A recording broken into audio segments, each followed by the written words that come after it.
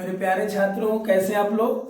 तो आज हम लोग जानेंगे कि किसी भी इक्वेशन का कंडीशन क्या है कि वो वेव इक्वेशन है, यानी वेव मोशन के लिए इसेंशियल कंडीशन क्या है। ठीक है, कि जैसे कोई इक्वेशन दिया हुआ है, मुझे चेक करना है कि वेव मोशन है या नहीं है, वेव मोशन को रिप्रेजेंट करता है कि नहीं करता है। आइए समझते हैं। तो दीजिए आज का star, general equation of wave motion.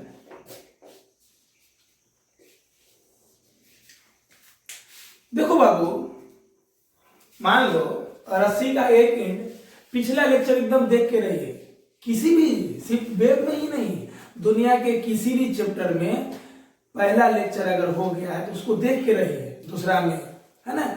मतलब जो भी लेक्चर आप देख रहे हैं ना, उससे पहले पूरा क्लियर करके रखिए, तब ज्यादा मजा आएगा। फिजिक्स का मतलब है कि जो भी शब्द हम बोल रहे हैं ना, वो आपको दिखना चाहिए, ये नहीं कि हम बोल रहे हैं और आप सुन रहे हैं, तब मजा नहीं आएगा, है ना। इसलिए जो लेक्चर 1 नहीं देखे जल्दी से देख लीजिए, फिर ये देखिए, ठीक है। तो मान लो इसका एक एंड रिजिड सपोर्ट में फिक्स है और दूसरा एंड यहाँ है, ठीक है। हम यहाँ कॉलिजन मारे, टक्कर मारे तो क्या हुआ, हर पार्टिकल ऑक्सीलेट किया। जैसे ही टक्कर मारे, है ना, झटका दिए तो हर पार्टिकल ऑक्सीलेट किया। देखो ध्यान से, हर पार्टिकल ऑक्सीलेट किया, एक ऊपर गया दूसरा नीचे गया, कोई मीन पोजीशन पे है। तो बताए थे ना पिछले लेक्चर में कि particle do not travel, particle तो ऑक्सीलेट हो रहा अपनी मीन पोजीशन से। क्या जा रहा है, वेव जा रहा है। क्या जा रहा है, एनर्जी जा रहा है। क्या जा रहा है, डिस्टरबेंस जा रहा है। तो अगर हम इस रस्सी पे बम्प मारे, कॉलिजन मारे, टक्कर मारे, तो कैसा कर्व देखने को मिला, कुछ ऐसा कर्व देखने को मिला, कुछ ऐसा कर्व देखने को मिला, जिसमें y एक्सिस जो है वो किसको ये रिप्रेजेंट करता है, displacement of particle. y axis या y डिस्प्लेसमेंट ऑफ पार्टिकल को रिप्रेजेंट करता है, और x बताता है कि पार्टिकल का पोजीशन क्या है ना। क्योंकि इस रस्सी में इनफाइनाइट मॉलिक्यूल है, हजारों मॉलिक्यूल है, हजारों एटम्स है, हजारों पार्टिकल है, हजारों पार्टिकल अलग अलग पोजीशन पे है यहां से, ठीक है। तो ये x है और ये y है। y मतलब डिस्प्लेसमेंट ऑफ पार्टिकल, और x मतलब उस पार्टिकल का एक्चुअल लोकेशन है क्या, है ना, ठीक है। अब बात सामने आ रहा है, ये जो डिस्प्लेसमेंट ऑफ पार्टिकल है वो वाकई में किस पर डिपेंड कर रहा है, किस पर डिपेंड कर रहा है, किस फैक्टर पे डिपेंड कर रहा है, पार्टिकल का डिस्प्लेसमेंट, जो अपने मीन पोजीशन से क्या होता है, अपने मीन पोजीशन से ऑक्सीलेट होता है, हर पार्टिकल ऑक्सीलेट होता है। तो y जो है वो डिपेंड करता है x पे। कैसे हम बोलेंगे, बताओ डिस्प्लेसमेंट ऑफ द पार्टिकल बताइए। जब कोई रस्सी पे हम झटका मारे या रस्सी को हम बम्प मारे, अब बता दोगे, नहीं बता पाओगे। क्यों? क्योंकि इनफाइनाइट मॉलिक्यूल है, इनफाइनाइट पार्टिकल ऑक्सीलेट कर रहा अपने मीन पोजीशन से।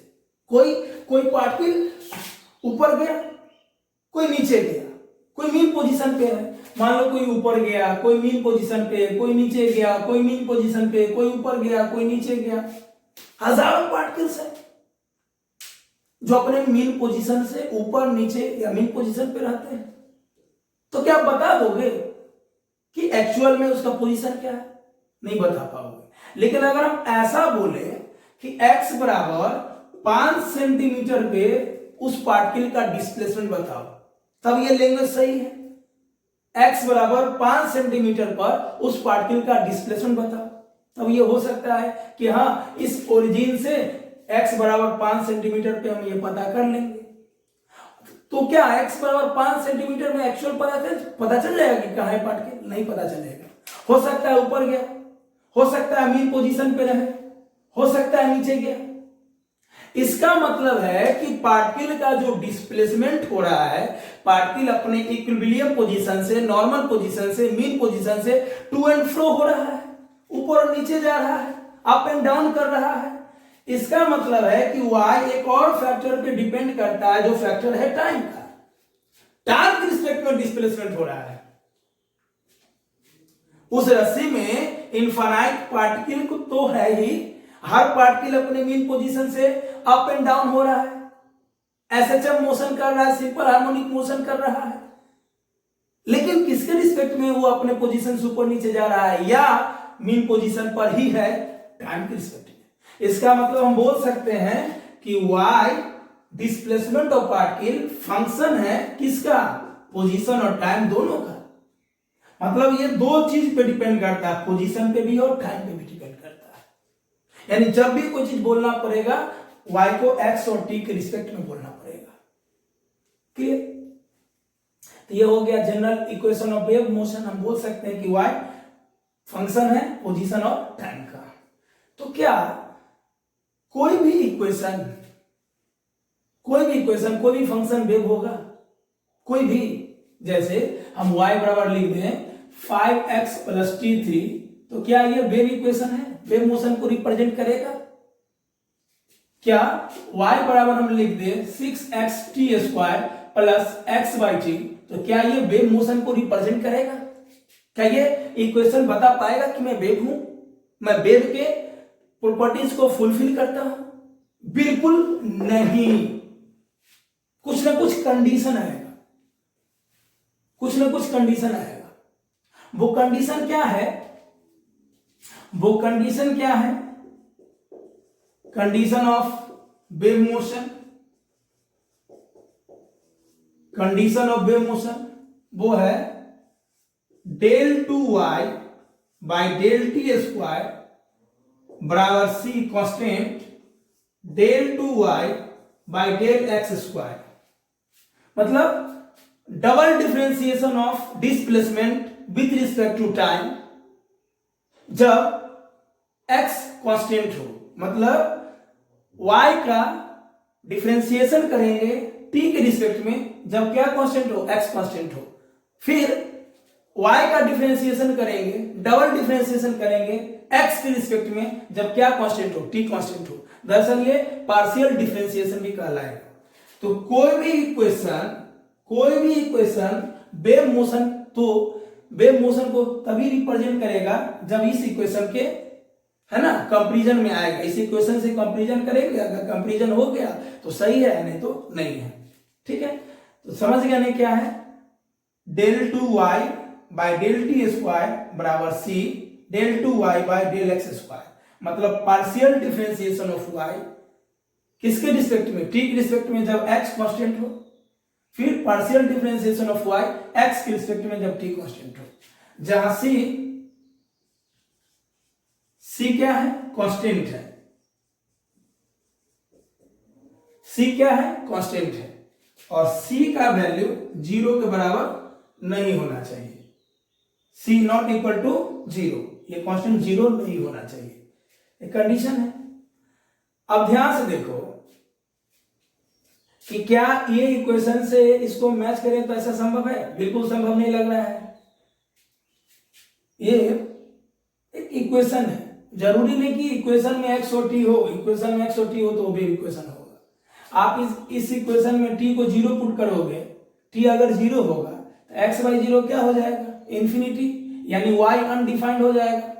अगर t 0 हो जाए तो y अनडिफाइंड हो जाएगा ना, यहाँ पे संभव नहीं है। ठीक है, तो आइए हम विशेष चर्चा करते हैं इस लाइन का कि क्या है condition of wave motion. Clear? तो ये टॉपिक देने के बाद ये पूरा नोट कर लीजिए। ठीक है, ये पूरा नोट कर लीजिए।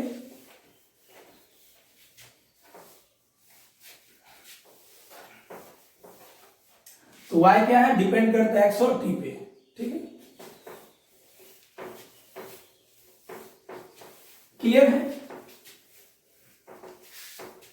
चलिए अब उस इक्वेशन को लाने के लिए हम लोग क्या करते हैं, अब चेक करते हैं कि क्या y बराबर a sine omega T minus के एक्स वेव इक्वेशन है, वेव मोशन है। चलो तो क्या बताए हैं, del two Y by del T square बराबर c del two Y by del x square.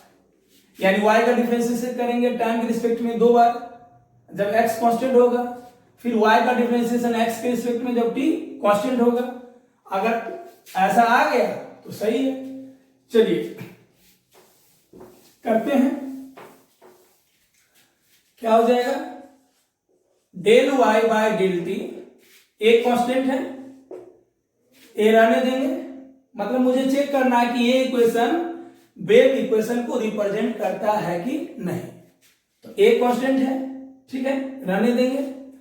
Sign का differentiation cos omega T minus के एक्स, तो टी के रिस्पेक्ट में कर रहे थे, एक्स तो कांस्टेंट है तो इसका डिफरेंशिएशन 0 हो जाएगा, लेकिन ओमेगा टी में से ओमेगा निकल जाएगा, तो यहाँ पे ओमेगा आ जाएगा। मालूम है ना डिफरेंशिएशन कैसे करते हैं, ए का ए रहने दिए, साइन का कॉस, ये पूरा टर्म जस का तस लिख दो, पूरा टर्म जस का तस लिख दो, इसमें ओमेगा टी का ओमेगा बाहर ले आओ, ठीक है। Again del two Y by del T square फिर से करना है, तो ध्यान से देखो, ये दोनों सेम टू सेम लिख दो, ओमेगा ए, कॉस का डिफरेंशिएशन माइनस साइन, तो यहां माइनस लिख दो, यहां साइन लिख दो, कॉस का differentiation minus sign omega T minus के एक्स, जैसे यहां ओमेगा बाहर लिए थे फिर यहां ओमेगा बाहर ले लेंगे तो यहां ओमेगा स्क्वायर हो जाएगा, ठीक है। तो इसको इक्वेशन 1 मान लो। अगेन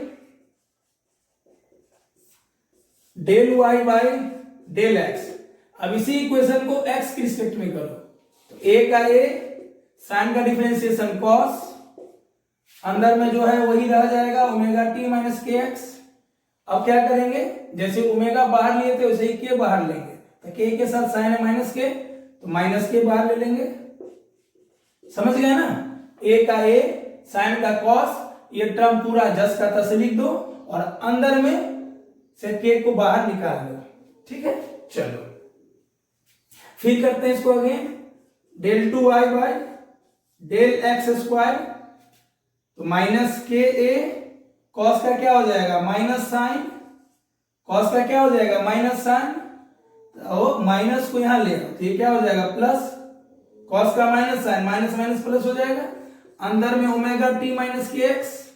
फिर क्या करेंगे, माइनस के को बाहर लाएंगे, तो फिर माइनस के आगे क्या हो जाएगा माइनस और के स्क्वायर हो जाएगा।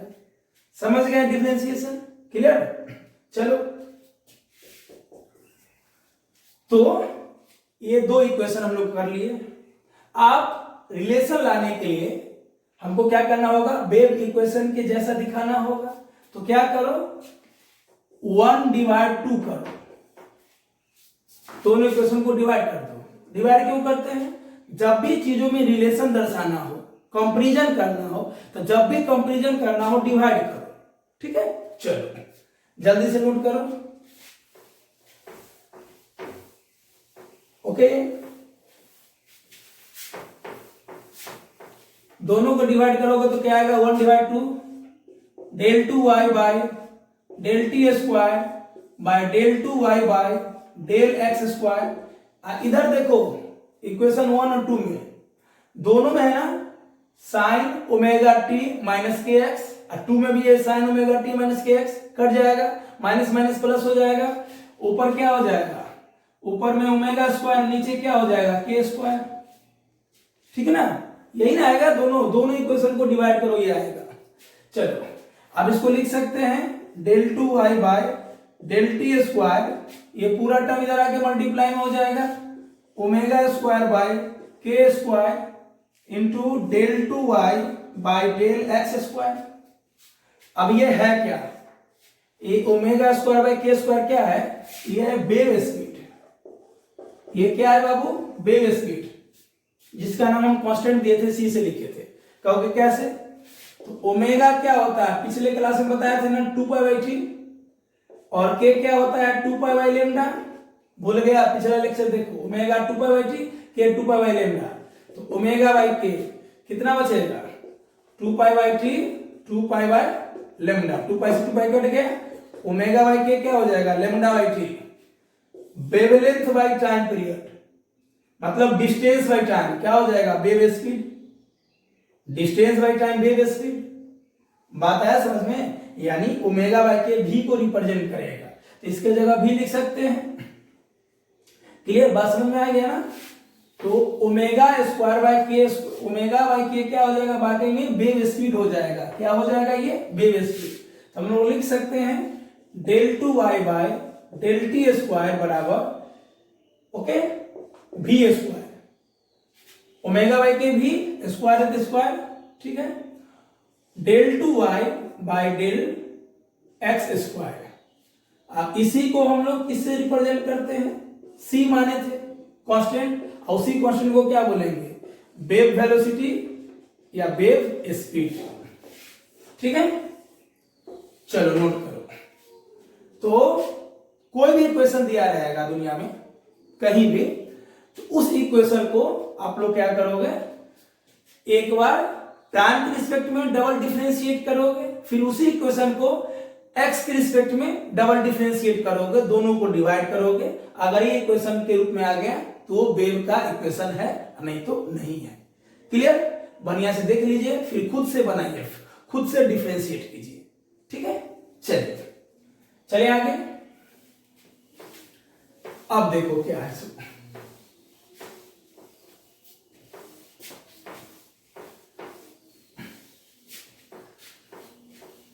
अब चेक करते हैं कि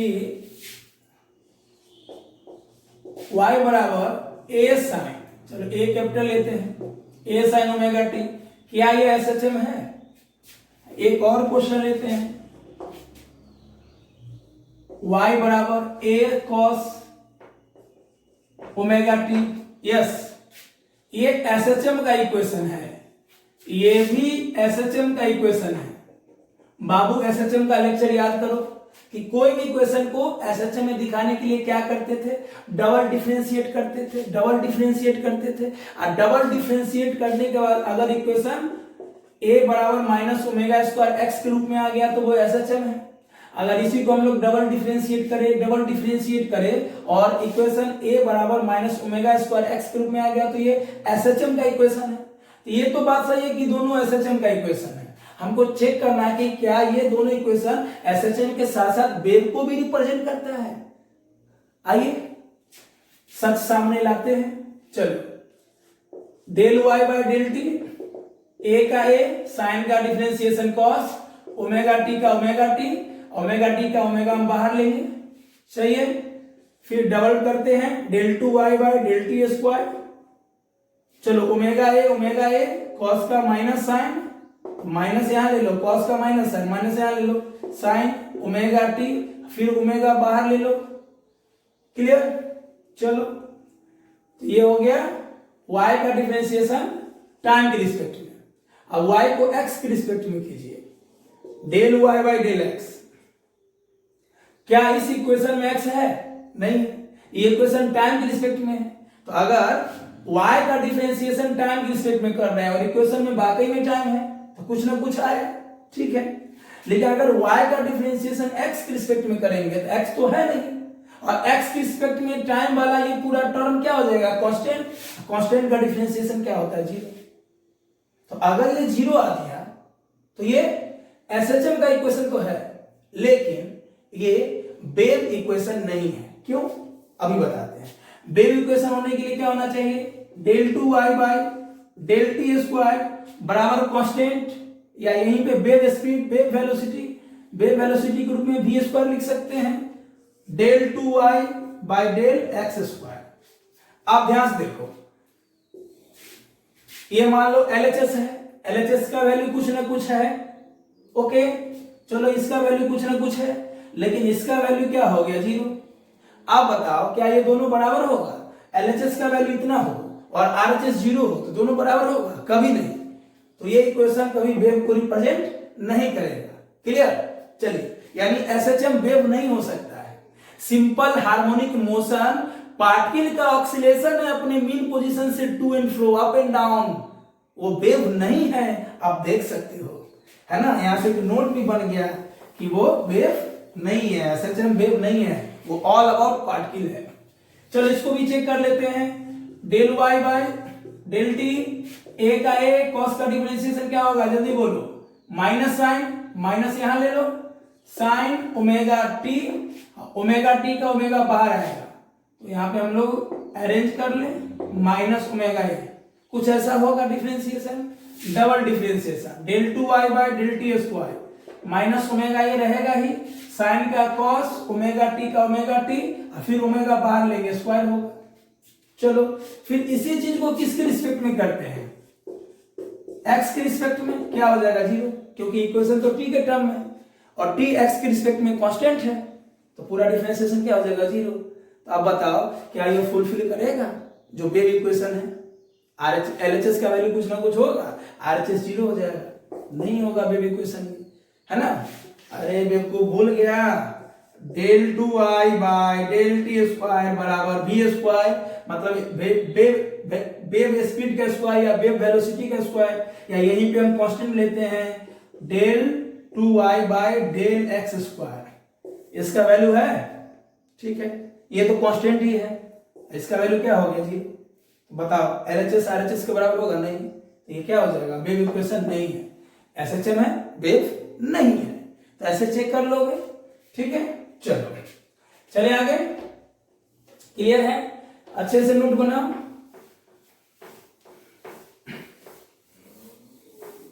लिखिए, आइए और सारे बातों पे चर्चा करते हैं कि ऐसा कौन कौन इक्वेशन है जो वेव इक्वेशन हो सकता है और कौन नहीं हो सकता है। और क्वेश्चन करते हैं, मान लो y बराबर दे दिया a log 5x plus 3t, क्या ये वेव इक्वेशन है। तो आप क्वेश्चन बनाने के लिए ध्यान दो, एक नोट लिखवाते हैं, for wave equation,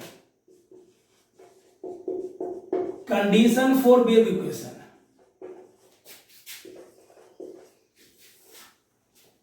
condition for wave equation, पहला del two Y by del T square बराबर कांस्टेंट या स्पीड का स्क्वायर, वेव स्पीड का square into del two Y by del x square,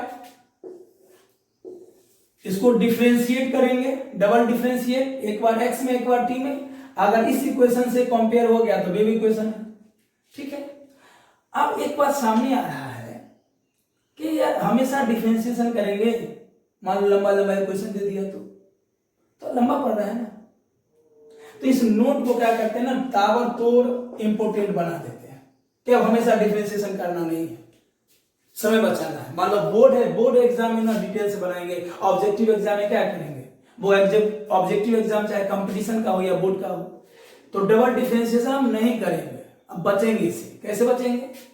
तो बाबू ये इक्वेशन जो है ना, ये डिफरेंशियल इक्वेशन है, ये कौन इक्वेशन है, ये डिफरेंशियल इक्वेशन है।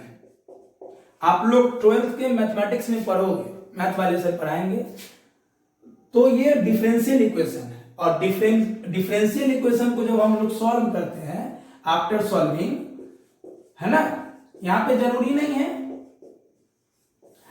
तो डिफरेंशियल इक्वेशन को अगर इस इक्वेशन को हम लोग सॉल्व करेंगे, y का वैल्यू आएगा f ax plus minus bt, इसको सॉल्व करने के बाद ये आएगा।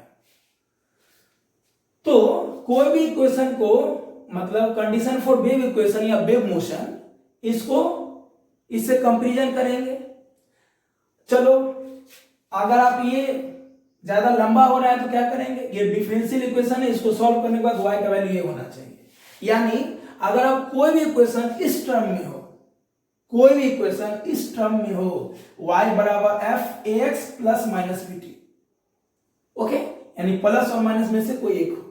अगर कोई भी दुनिया का इक्वेशन, मैथमेटिकल इक्वेशन या दुनिया में कोई भी इक्वेशन इस इक्वेशन से मैच हो जाए, कंपेयर हो जाए, कंपैरिजन कर ले, दोनों को मैच करे, तो वो होगा। तो आप ध्यान से देखो, चलो फंक्शन के रूप में लॉग है, ए तो कांस्टेंट है, ax 5x, यानी यहां पे a का वैल्यू 5 है, इस इक्वेशन में a का वैल्यू कितना है 5 और b का वैल्यू कितना है 3। क्या मैच हो रहा है यहां से? ध्यान से देखो ना, ये कहां से आया? यहां से आया। ठीक है, हमको ये ध्यान रखना है कि कोई भी इक्वेशन वेव इक्वेशन तब कहलाएगा, वेव मोशन के लिए तब कहलाएगा जब वो इस इक्वेशन को फुलफिल करेगा।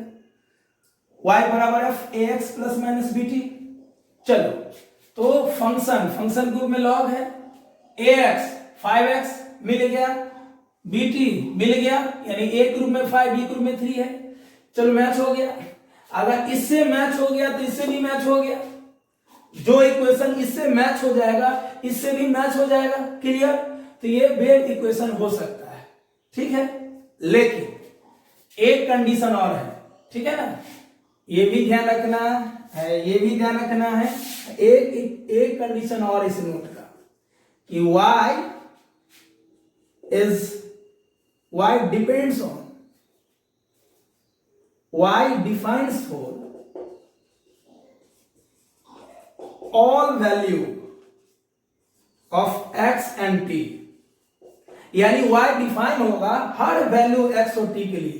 x का कोई भी वैल्यू हो, t का कोई वैल्यू हो, y डिफाइन करेगा, यानी y उस वैल्यू को ले लेगा। ठीक है, अब ध्यान से देखो, अगर इस इक्वेशन में 5x प्लस 3t का वैल्यू लेस देन 0 हो जाए, मान लो, हमने क्या बोला कि कोई भी इक्वेशन वेव इक्वेशन तब कहलाएगा जब वो इस इक्वेशन के कंपेयर में आएगा, मैच हो जाए। तो मैच तो हो गया, मैच हो गया, फिर भी नहीं बोलना है कि वेव इक्वेशन है, मैच तो हो गया। अगर इससे मैच हो गया तो इससे भी मैच हो गया, क्योंकि दोनों तो एक ही चीज है ना। इसी को सॉल्व करके लाया गया है डिफरेंशियल इक्वेशन के द्वारा। अब एक चीज और है कि y x और t के किसी भी वैल्यू के लिए डिफाइन होगा, कोई भी वैल्यू ले सकते हैं, आर्बिट्रेरली वैल्यू, मन चाहा वैल्यू। यानी हम बोल सकते हैं y is valid for any arbitrarily value, किसी भी मन चाहे वैल्यू के लिए वो वैलिड है। अपने मन से ले लो चाहे कहीं से ले लो, ऐसा कंडीशन नहीं है कि सिर्फ यही वैल्यू लेना है, कोई कंडीशन नहीं है, जो मन होगा वही लेंगे। तो मान लो इसका वैल्यू किसी कारण लेस देन 0 आ गया, तो लॉग जो है, लॉग टर्म जो है ओनली फॉर पॉजिटिव के लिए वैलिड होता है। मतलब लॉगरिथमिक फंक्शन नेगेटिव वैल्यू के लिए वैलिड नहीं होता है।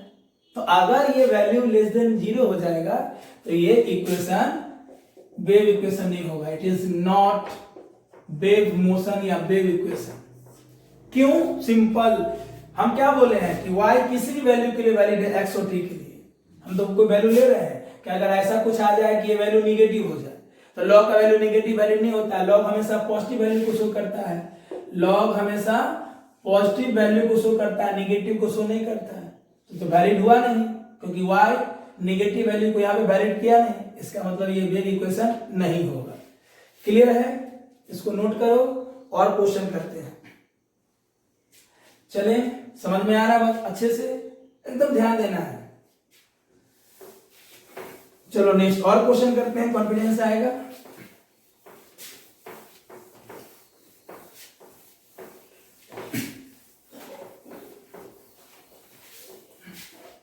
नेक्स्ट, चलो जी ध्यान दो, y बराबर 1/5x प्लस 60, क्या यह वेव इक्वेशन है? चेक करते हैं, बताओ। इसको कंपेयर करेंगे y बराबर f ax plus minus b t से। यस, कंपेयर तो हो गया, इससे तो ये कंपेयर हो गया ना। कहोगे सर बट्टा में है। अब ध्यान से देखो, ये कंपेयर करने से मतलब है दिया हुआ क्वेश्चन बट्टे में रहे, चाहे y बराबर a sine ax plus minus b t, sine के अंदर रहे, टेन के अंदर रहे, कॉट के अंदर रहे, कॉसेक के अंदर रहे, सेक के अंदर रहे, लॉग के अंदर रहे, एक्सपोनेंशियल फंक्शन के अंदर रहे, कोई मतलब नहीं है। मैच होना चाहिए ax प्लस bt से। क्या ये मैच हो रहा है? यस, मैच हो रहा है। ax 5x, bt 60, बट्टे से भी लेना देना नहीं है, कोई फंक्शन से लेना देना नहीं है, चाहे वो साइन के अंदर है, टेन के अंदर है, कॉट के अंदर है, लॉग के अंदर है, एक्सपोनेंशियल फंक्शन के अंदर है, बट्टे में रहे, रूट अंडर में रहे, कोई मतलब नहीं है, बस मैच होना चाहिए। क्लियर? चलो मैच हो गया। अगर इससे मैच हो गया तो डबल डिफरेंशिएशन वाले इक्वेशन से भी मैच हो जाएगा। फिर से सुनो, डबल डिफरेंशिएशन वाले इक्वेशन से भी मैच हो जाएगा। चलो ये दोनों मैच हो गया। तीसरा कंडीशन कि y defines for any value of x and t। चलो अगर मान लो यहां पे 5x प्लस 60 का वैल्यू 0 हो जाए कंडीशन बोल रहा है कि भैया x और t के किसी भी वैल्यू के लिए वैलिड है, तो हम तो 0 ले लेंगे। अगर 5x प्लस 60 0 हो गया तो बताओ 1/0 क्या हो गया? इंफिनिटी। तो पार्टिकल का डिस्प्लेसमेंट इंफिनिटी हो जाएगा, नहीं इंफिनिटी। अगर ये टर्म, क्योंकि मन चाहा है ना, मेरा जो मन होगा सो वैल्यू लेंगे। जब को थ्योरी ही बोल रहा है कि y का कोई भी वैल्यू ले सकते हैं x और t के रूप में, तो हम इस टर्म को 0 ले लेंगे, तो 1/0 हो जाएगा इंफिनिटी, अनडिफाइंड। अब डिस्प्लेसमेंट इंफिनिटी तो नहीं हो सकता ना। अब बताओ रस्सी को पटका मारेंगे तो इंफिनिटी चला जाएगा, पार्टिकल संभव है? नहीं। अरे अपने पोजीशन से to and fro up and down ही होगा ना, इंफिनिटी तो नहीं जाएगा। तो ये वेव इक्वेशन है? नो, ये वेव इक्वेशन नहीं है। ऐसे it is not wave motion या wave equation, it is not represent the wave equations. Clear? चले आगे, समझ रहे हो, ध्यान दे रहे हो? नेक्स्ट बहुत मजेदार चीज है, बस ध्यान देना है, थोड़ा सा मैथमेटिक्स है। नेक्स्ट मान लो y बराबर 60 माइनस 5x का स्क्वायर कर दिए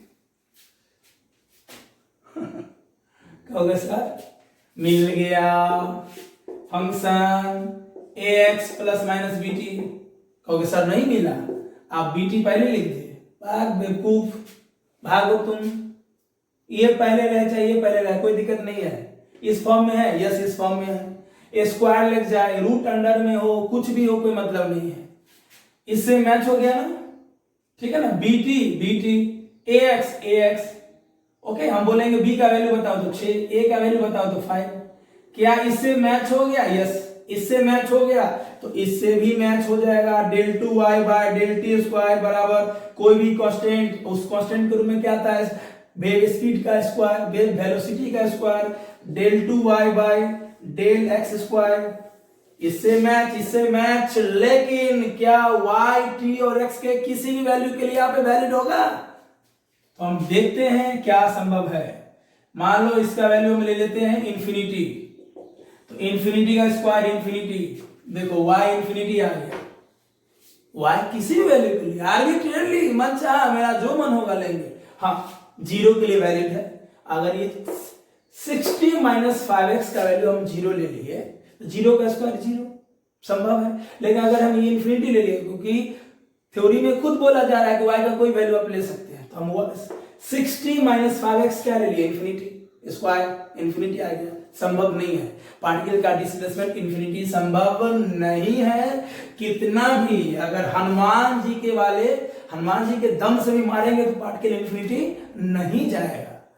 कितना भी शक्ति आपके पास क्यों ना, पार्टिकल को आप इंफिनिटी नहीं भेज सकते हैं। ये भी वेव इक्वेशन नहीं है। क्लियर? समझ में आ रहा है बात? अब तो तुम अपने मन से भी क्वेश्चन ले सकते हो, चेक कर सकते हो। आ रहा है कॉन्फिडेंस? चलो एक फेमस एग्जांपल है, बहुत जगह देखने को मिलेगा। y बराबर e के पावर है ना अल्फा माइनस बीटा टी का स्क्वायर है ना। डायमेंशन वाले चैप्टर में भी ऐसा रहता है, बोलता है कि अल्फा या बीटा का डायमेंशन निकालिए। हमको चेक करना है कि वेव मोशन है कि नहीं।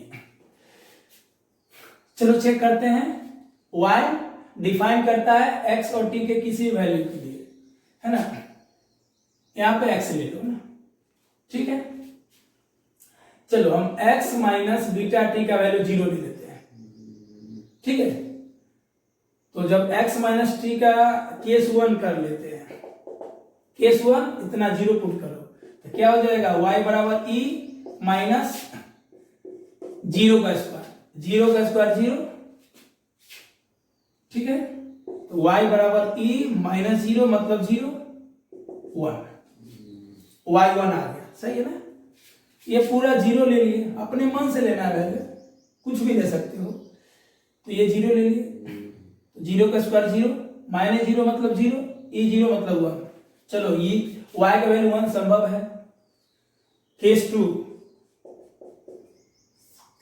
x माइनस बी टी हम लोग इंफिनिटी ले लेते हैं, क्या हो जाएगा, y बराबर e minus x minus b t का वैल्यू क्या लिए, infinity. x minus b t की जगह इंफिनिटी, इंफिनिटी का square infinity, x minus b t की जगह क्या डालेंगे, इंफिनिटी, इंफिनिटी का स्क्वायर इंफिनिटी होता है, मैथ में पढ़े होंगे। e के पावर माइनस इंफिनिटी मतलब 1 बाई इंफिनिटी, माइनस इंफिनिटी को 1 बाई इंफिनिटी, e के पावर 1 बाई इंफिनिटी होता है 1 बाई इंफिनिटी, 1 बाई इंफिनिटी क्या होगा, जीरो। यस, y का वैल्यू जीरो संभव है। जीरो मतलब मीन पोजीशन। समझ रहे हो क्या करना है, कोई भी इक्वेशन को चेक करना है कि वो वेव इक्वेशन है कि नहीं, वेव मोशन को रिप्रेजेंट करता है कि नहीं करता है। तो सिंपल सी बात है, सबसे पहले हम लोग क्या करते हैं, दिए गए इक्वेशन को, चाहे वो इक्वेशन किसी भी फॉर्मेट में हो, उस इक्वेशन को इससे कंपेयर करते हैं, है ना। y बराबर function ax plus minus b t, ठीक, ax और bt के फॉर्म में तो है, a का वैल्यू 1 हो जाएगा, अब b का वैल्यू बीटा हो जाएगा, ax x है, a नहीं है तो a का वैल्यू 1 हो जाएगा, bt b के जगह बीटा है, तो फॉर्मेट में तो है। अब जरूरी नहीं है कि दिया गया इक्वेशन अगर इससे मैच हो जाए या डबल डिफरेंशिएशन करके भी मैच हो जाए, मान लो, तो वो है,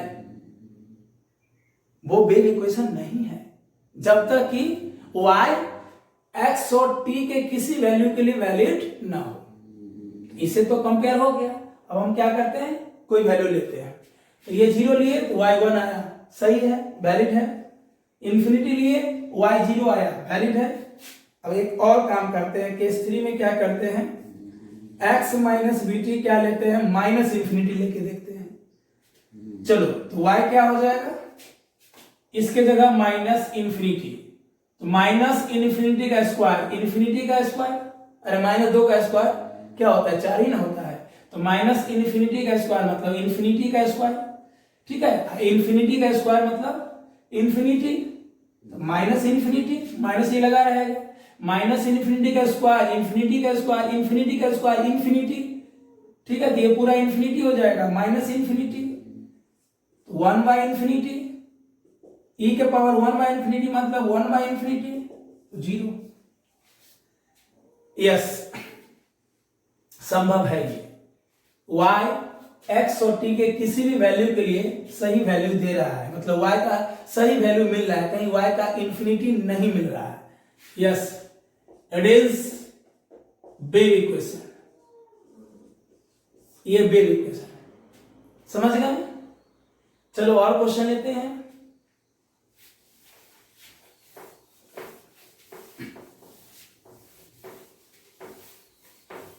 समझ में आ रहा है बात,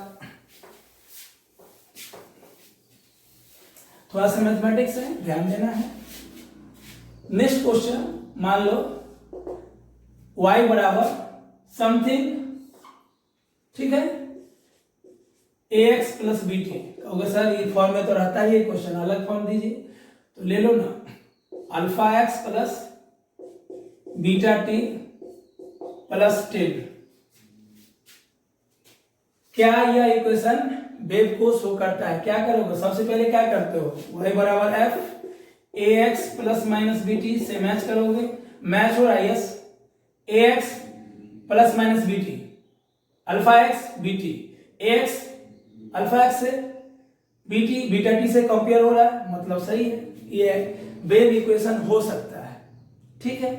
अगर इससे कंपेयर हो गया तो इससे भी कंपेयर हो रहा है, del two y by del T square बराबर कोई कांस्टेंट, कांस्टेंट की जगह वेव स्पीड का square, del two y by del x square, इससे कंपेयर हो गया तो इससे भी कंपेयर हो गया, तो ये वेव इक्वेशन हो सकता है, वेव मोशन को रिप्रेजेंट कर सकता है। लेकिन तब जब, फिर से सुनो, लेकिन तब जब एक्स और टी के किसी भी वैल्यू के लिए वाई एक सही वैल्यू दे, मतलब वाई इंफिनिटी न दे। क्लियर? चलो इसका वैल्यू 0 लो। Case 1, alpha x plus beta t 0, अगर ये 0 होगा 8/10 सही है, कुछ ना कुछ वैल्यू आया, इंफिनिटी नहीं आया। Case 2, alpha x plus beta T infinity put करो, तो अगर ये इंफिनिटी होगा, ठीक है, अगर ये इंफिनिटी होगा, क्या काम करेंगे, इसका स्क्वायर कर देते हैं और मजेदार हो जाएगा। ठीक है ना? अब ध्यान से देखो, अगर ये 0 तो 0 का स्क्वायर 0, सही है। अब बताओ कि हाँ इसको इंफिनिटी पुट करेंगे तो इंफिनिटी का स्क्वायर इंफिनिटी, इंफिनिटी का स्क्वायर इंफिनिटी, तो y क्या हो जाएगा 8/इंफिनिटी, इसको इंफिनिटी पुट किए तो इंफिनिटी का square infinity, infinity plus 10, infinity plus 10 मतलब infinity plus 10 infinity, something bye infinity 0। सही है, y का वैल्यू 0 हो सकता है क्योंकि पार्टिकल मीन पोजीशन पे रह सकता है। ठीक है, मीन पोजीशन पे रह सकता है, ऊपर जा सकता है, तो वैल्यू कुछ होगा 1 2 आ जाए। जैसे देखो 8/10 0.8, सही है ना? 0 और 1 के बीच में वैल्यू इंफिनिटी तो नहीं है। चलो case 3, alpha x plus beta T का वैल्यू माइनस इंफिनिटी ले लो, तो यहाँ पे माइनस इंफिनिटी पुट करेंगे, माइनस इंफिनिटी का स्क्वायर प्लस इंफिनिटी का स्क्वायर, इंफिनिटी का स्क्वायर मतलब क्या हो जाएगा, जल्दी बोलो, इंफिनिटी ही हो जाएगा ना। इंफिनिटी का स्क्वायर माइनस इंफिनिटी का स्क्वायर, इंफिनिटी का स्क्वायर, इंफिनिटी का स्क्वायर, इंफिनिटी का स्क्वायर, इंफिनिटी का स्क्वायर मतलब इंफिनिटी 10 ओ, तो 8 इंफिनिटी प्लस समथिंग इंफिनिटी 0।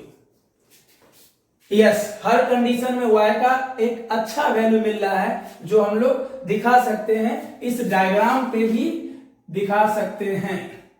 ठीक है, ये 0 हो जाएगा मान लो, ये 1 मान लो, ये 2 मान लो, अगर 0.8 आया तो हम लोग यहां दिखा सकते हैं। यस, ये वेव इक्वेशन को रिप्रेजेंट कर रहा है, लिखेंगे इट इज वेव मोशन या it is represent wave equation. Okay, चलो अब हम लोग और सारा क्वेश्चन करेंगे। चलिए, ये तो सीखने के लिए था।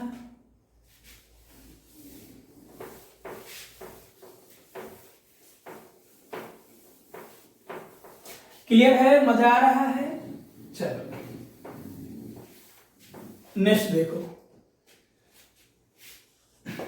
क्वेश्चन है the equation of wave is given by y बराबर 5 साइन, ठीक है,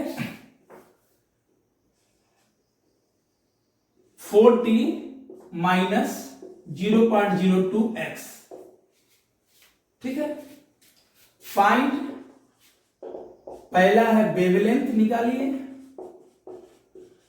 पिछला लेक्चर देखे हो ना। दूसरा है फ्रीक्वेंसी निकालिए, तीसरा एम्पलीट्यूड निकालिए,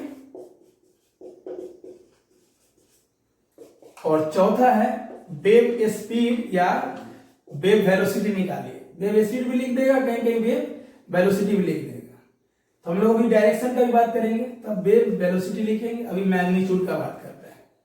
ठीक है, अब ये सब क्वेश्चन बनाने के लिए एक नोट, नोट को अच्छे से लिखना। नोट क्या है, y बराबर क्या आया था, function of ax plus minus bt। तो वेव स्पीड तो सिंपल, स्पीड क्या होता है, डिस्टेंस बाय टाइम, तो वेव स्पीड हो जाएगा डिस्प्लेसमेंट बाय टाइम या वेवलेंथ बाय टाइम। एक तो पिछले लेक्चर में हम लोग देख लिए, आज देखो क्या होगा। वेव स्पीड या वेव वेलोसिटी होता है coefficient of t, coefficient of t bye coefficient of x। मतलब ऐसा ऐसा बहुत सारे इक्वेशन होंगे, हजारों इक्वेशन दे देगा, कोई मतलब नहीं है। आप इक्वेशन देख के क्या करना, वेव स्पीड लिखना है या वेव वेलोसिटी बराबर कोफिशिएंट ऑफ टी, मतलब टी के साथ जो लगा हुआ है, तो क्या लगा हुआ है b, by coefficient of x, x के साथ क्या लगा हुआ है ए, तो बी बाई ए का जो रेशियो होगा वही हमारा होगा वेव स्पीड, बी बाई ए का रेशियो होगा। Simple, coefficient of T, T के साथ जो है उसको लेंगे, कोफिशिएंट ऑफ एक्स, एक्स के साथ है जो उसको लेंगे। सिंपल। अब यहाँ पे एक क्वेश्चन लेते हैं छोटा सा, इस क्वेश्चन को आराम से करेंगे, इसको पहले लिख लेना, ठीक है। मान लो दे दिया क्वेश्चन y बराबर function of 2x plus minus 3t, तो बताओ वेव स्पीड यहां से क्या है, बताओ wave speed coefficient of t bye coefficient of x, मतलब ये b और ये a, तो क्या हो जाएगा आंसर 3/2 मीटर पर सेकेंड। Simple, okay. जल्दी नोट करो इसको, कर लिया नोट। नेक्स्ट नोट नंबर 2, मान लो y बराबर फंक्शन ऑफ क्या लाए थे ax प्लस माइनस bt, तो यहां पे केस 1 हो जाएगा, अगर y बराबर function of ax plus bt दे दिया तो समझ लेना wave is traveling along negative x axis। Clear, मतलब जब दोनों के बीच में प्लस साइन रहे तो निगेटिव x एक्सिस, और केस 2 y बराबर function of ax minus bt, दोनों के बीच में माइनस रहे तो wave is travelling along positive x axis, ठीक है। इसका चर्चा हम लोग अगले लेक्चर में भी करेंगे, जब पढ़ेंगे हम लोग प्लेन प्रोग्रेसिव हार्मोनिक वेव, है ना, प्रोग्रेसिव वेव पढ़ेंगे, उसी को ट्रेवलिंग वेव भी बोलते हैं, तो इसको हम लोग वहां पे और डिटेल से जानेंगे, है ना, प्रूफ भी करेंगे। y बराबर a sine omega T minus के एक्स कैसे आया, इसको हम लोग प्रूफ भी करेंगे अगले लेक्चर में, ठीक है। अभी इतना जानिए कि अगर दोनों टर्म के बीच में प्लस हो तो वेव ट्रेवलिंग करेगा निगेटिव एक्स एक्सिस के लॉन्ग, और जब दोनों के बीच में माइनस हो तो पॉजिटिव एक्स के लॉन्ग। ये क्वेश्चन बनाने के लिए ध्यान रखिएगा डायरेक्शन के लिए, क्लियर। बाकी डिटेल से अगले लेक्चर में हम लोग चर्चा करेंगे कि क्या है ये, ओके। और अगले लेक्चर में हम क्या बोले, इसका प्रूफ करेंगे, तो y बराबर a sine omega T minus से आएगा, या इसी में फेज एंगल दिया रहेगा, फेज डिफरेंस y बराबर a sine omega T minus के एक्स प्लस 5, है ना। फेज एंगल क्या होता है, फेज डिफरेंस क्या होता है, ये सब हम लोग डिटेल से काम करेंगे, है ना। वैसे तो बेसिक समझ लिए पिछले लेक्चर में, ओके। अब आइए क्वेश्चन बनाते हैं हम लोग, ठीक है। ये तो हो गया अगले लेक्चर का बात। वेवलेंथ निकालना है। अब ध्यान से देखो, ये किसको रिप्रेजेंट करता है, इसको कंपेयर करो y बराबर a sine omega T minus के एक्स से। कोई भी क्वेश्चन है ना बाबू, उस क्वेश्चन के नीचे इस इक्वेशन को लिख दो, y बराबर a sine omega T minus के एक्स, जहां a एम्पलीट्यूड है, ओमेगा एंगुलर वेलोसिटी है, पिछले क्लास में बताए थे, k क्या है, वेव नंबर है, ठीक है। तो k के जगह कितना 0.02, ओमेगा के जगह कितना 4, एम्पलीट्यूड के जगह क्या होगा 5, तो बताओ तीसरा का आंसर सीधे क्या हो जाएगा 5। अब मान लो एम्पलीट्यूड सेंटीमीटर में दे दिया तो सेंटीमीटर में, मीटर में दे दिया तो मीटर में, तो तीसरा का आंसर सीधे आ गया 5 सेंटीमीटर। मतलब यहाँ पे जो टर्म होगा ना वो एम्पलीट्यूड को रिप्रेजेंट करेगा। क्लियर, समाप्त हो गया तीसरा। अब हमको निकालना वेवलेंथ। तो ध्यान से देखो, पहला क्वेश्चन वेव नंबर क्या था 2 पाई बाई लेमडा, तो लेमडा क्या हो जाएगा 2 पाई बाई के, 2 पाई, और k के वैल्यू को क्या रिप्रेजेंट कर रहा है, k के जगह है 0.02, ठीक है। आ गया आंसर। लेमडा का आंसर किस में आएगा, मीटर में आएगा। इसको डेसिमल उड़ा दो, नीचे ले ऊपर ले जाओ, हो जाएगा। मतलब 2 पाई डेसिमल उड़ाओगे तो नीचे कितना, ऊपर कितना हो जाएगा 100/2, 2 से 2 कट गया, यानी 100 पाई मीटर। आ गया आंसर, ठीक है ना। चलो उसके बाद क्या पूछा है, फ्रीक्वेंसी। तो फ्रीक्वेंसी क्या होता है? तो सबसे पहले हम लोग क्या करेंगे, लिखेंगे ओमेगा। ओमेगा कितना है? 4। ओमेगा क्या दिया हुआ है? 4। ओमेगा क्या आया था? 2 pi by T angular velocity 4 2 pi 1 by time period क्या होता है? फ्रीक्वेंसी 1 बाई टाइम फ्रीक्वेंसी, तो फ्रीक्वेंसी क्या हो जाएगा?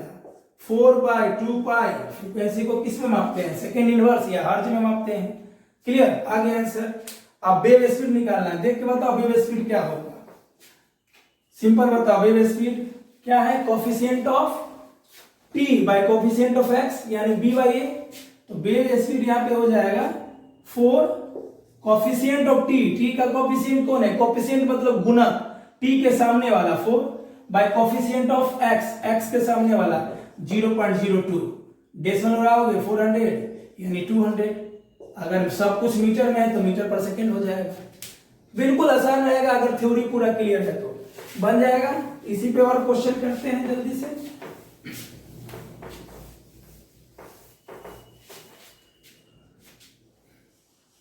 मान लो क्वेश्चन दे दिया y बराबर 0.05 sine bracket pi by 2 bracket में दे दिया 10x माइनस 40t okay plus pi by 4 metre, और इसमें बोल दिया फाइंड एम्पलीट्यूड। तो पूछेगा तो सिंपल ही एम्पलीट्यूड हो जाएगा 0.05।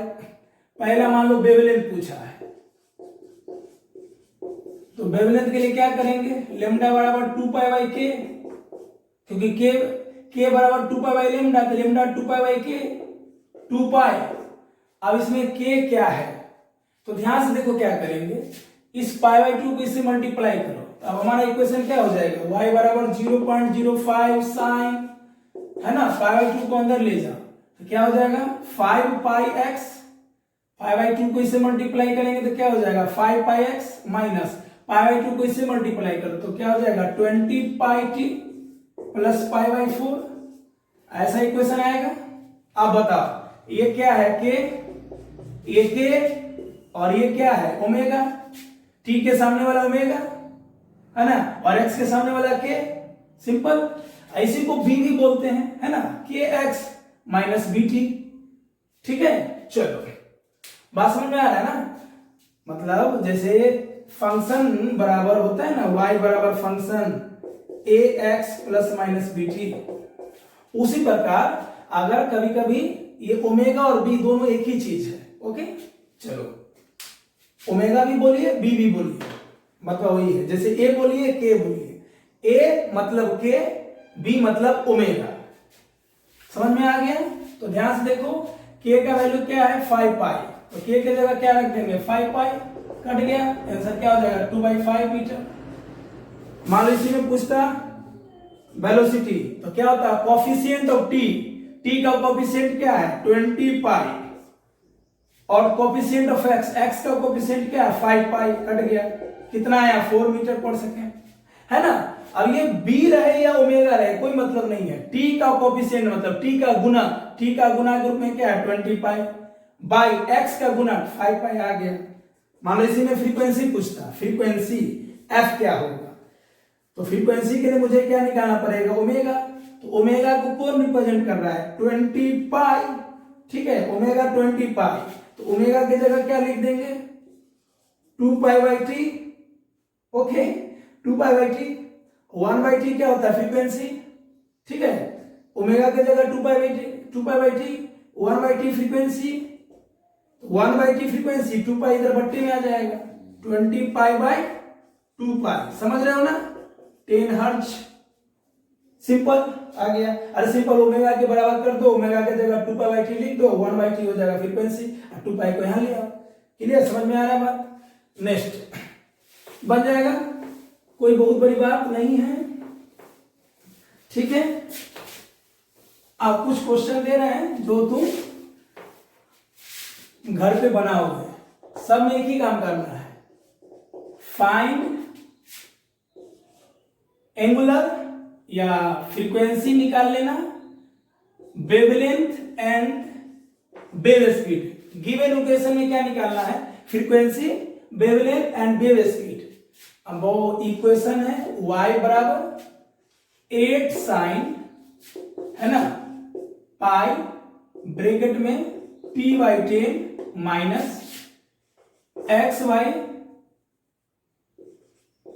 0.4 प्लस π/4। ठीक है, बस पाई को अंदर ले जाना, तो π/10 किसका काम करेगा, ओमेगा का। पाई को अंदर ले जाना, π/0.4 किसका काम करेगा, k का काम करेगा। बना लेना, घबराना मत, बन जाएगा। ठीक है, y बराबर क्वेश्चन दे दिया, मान लो 5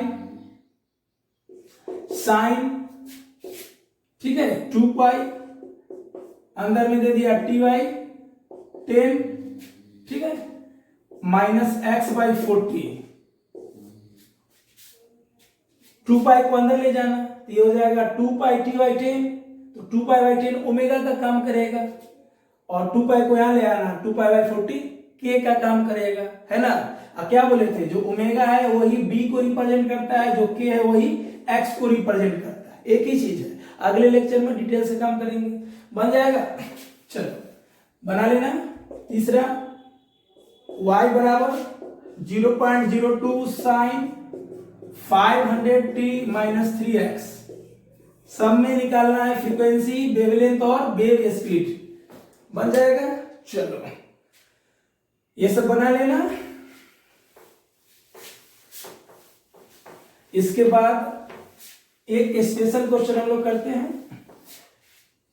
वो क्वेश्चन क्या है, क्वेश्चन दे दिया y बराबर 0.4 साइन 0.5x cos 30t, और इसमें निकालना है find frequency, wavelength and wave velocity या वेव स्पीड, ये तीनों निकालना है। इससे पहले वाला तीनों आप बना लीजिएगा।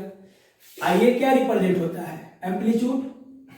लेकिन जब क्वेश्चन ऐसे रहेगा ना, तब एम्पलीट्यूड नहीं होगा। मान लो सिर्फ साइन के रूप में होता, जैसे क्वेश्चन होता है 0.4 साइन, है ना, 0.4 साइन ओमेगा टी प्लस के एक्स, तब ये एम्पलीट्यूड होता। देखो साइन में भी है, कॉस में भी है, तो गलती नहीं करना है कि एम्पलीट्यूड होगा। अगर क्वेश्चन y बराबर a sine omega T plus के एक्स रहे, y बराबर a cos omega T plus के एक्स रहे, तब ये एम्पलीट्यूड होगा। या तो साइन में इक्वेशन होना चाहिए या कॉस में, ये दोनों एक साथ रहेगा, तब नहीं ऐसा सोचेंगे, गलत हो जाएगा सोचना। उसके लिए क्या करेंगे, ध्यान से देखो, है ना, 0.4 यहाँ पे कुछ नहीं, एक कांस्टेंट होगा, उसका कोई नाम नहीं होगा। क्या करेंगे, ये फ्रीक्वेंसी, वेवलेंथ, वेलोसिटी और मान लो एम्पलीट्यूड भी निकालना हो, तो क्या करेंगे, इसको तोड़ते हैं। इसको लिख सकते हैं 0.2 साइन 0.5x प्लस 30t, है ना, या minus 30t, clear, plus 0.2 sine 0.5x plus 30t लिख सकते हैं। इसको तोड़ेंगे तो यही आएगा, तोड़ दिए। अब इसको क्या मान लो, y1 मान लो, और इसको मान लो y2। इसमें और इसमें कोई अंतर नहीं है।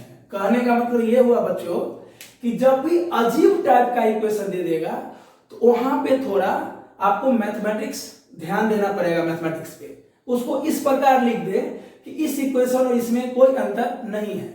अब बताओ, एम्पलीट्यूड 0.2, एम्पलीट्यूड 0.2, एम्पलीट्यूड यहां पे क्या है 0.2, इसमें भी और इसमें भी।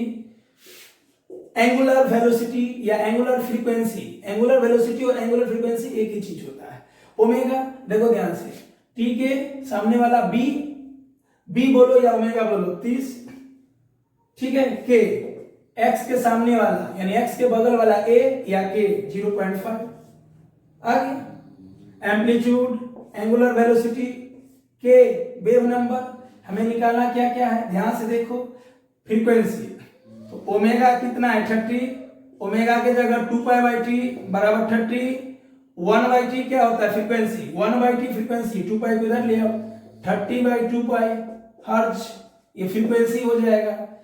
लेमडा वेव नंबर होता है 2π/λ, तो वेवलेंथ क्या हो जाएगा 2π/वेव नंबर, 2π सिंपल। k बराबर 2π/λ, लेमडा हो जाएगा 2π/k, और k का वैल्यू क्या है 0.5। यहां भी 0.5 और यहां भी 0.5। आ गया आंसर। अब हमको क्या निकालना है, एम्पलीट्यूड तो मालूम ही था, ये वाला टर्म एम्पलीट्यूड होता है। वेव स्पीड, वेव स्पीड क्या होता है, कोफिशिएंट ऑफ टी, यानी टी के बगल वाला, टी का गुना 30 bye coefficient of x, x के बगल वाला, एक्स का गुना एक्स के बगल में जो है 0.5। अब सॉल्व करेंगे कितना हो जाएगा, 60 मीटर पर सेकेंड। क्लियर, लेमडा का आंसर मीटर में, मीटर पर सेकेंड में, फ्रीक्वेंसी को हर्ट्ज में। ठीक है ना, ये फ्रीक्वेंसी होता है, ये होता है एंगुलर फ्रीक्वेंसी या एंगुलर वेलोसिटी। फिर से ध्यान देना कि टी के बगल वाला को ओमेगा भी बोलते हैं और बी भी बोलते हैं, एक्स के बगल वाला को के भी बोलते हैं और क्या बोलते हैं, ए। ओमेगा मतलब एंगुलर वेलोसिटी, और जो बी लिखते हैं वो समझाई है ना कि बी क्या है, कांस्टेंट है। एक्स के बगल वाला ए कांस्टेंट, या नाम दोगे तो वेव नंबर। और डिटेल एनालिसिस हम लोग अगले लेक्चर में करेंगे, इसको अच्छे से देख लीजिए, नोट कीजिए। इससे पहले जो क्वेश्चन दिए हैं उसको बनाइएगा और कमेंट बॉक्स में आंसर लिखिएगा। ठीक है, अच्छे से बना के आंसर जरूर लिखिए ताकि मुझे अच्छा लगे। तो मिलते हैं अगले लेक्चर में नए एनर्जी और नए उत्साह से, क्योंकि अगला लेक्चर बहुत ही जबरदस्त होगा, बहुत ही तगड़ा होगा। धन्यवाद।